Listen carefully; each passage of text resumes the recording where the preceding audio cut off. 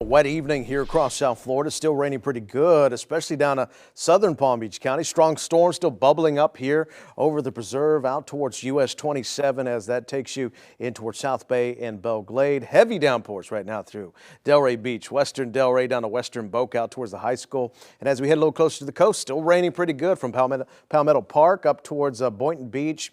Then we go up 95. It loosens up a little bit through Palm Springs, Lake Worth Beach, and in towards downtown West Palm Beach. But again, these storms down in southern Palm Beach County will still be ongoing to about 7 o'clock tonight, at least the heavier thunderstorms. And then you can see again drying out a little bit as we head down Okeechobee up towards the ballpark in through West Palm Beach and points up towards the North Riviera Beach. Everything's light here. Jupiter Farms, a little light shower activity for you. Jupiter also light shower activity.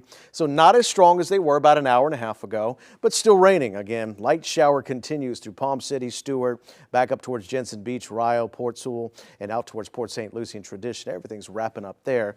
But I will keep a very close eye on this thunderstorm crossing Lake Okeechobee. That's going to impact, looks like Indiantown, a little closer to 7 o'clock.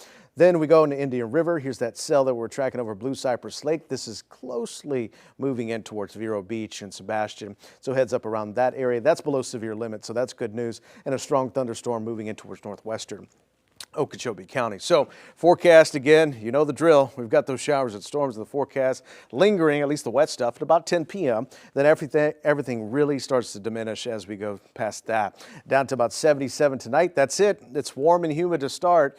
And then we got to talk about what's going on in the tropics again. Two systems out there, one Brett, one Invest 93. Let's get the latest on Brett. Winds are up a little bit today at 45 miles per hour.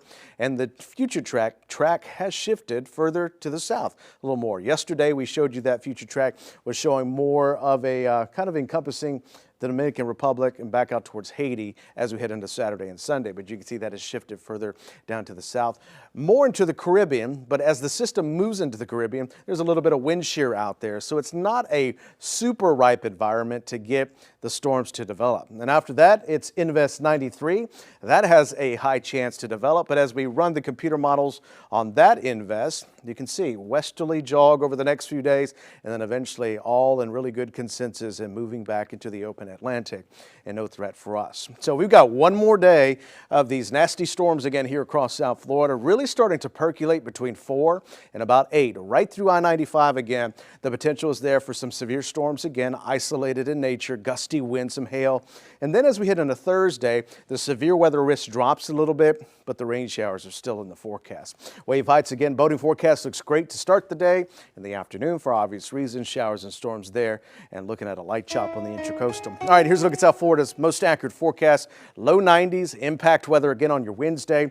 50-50 shot on Thursday. We stay hot and humid, though, into the weekend. Low 90s for highs, and that trend takes us into next week. Shane?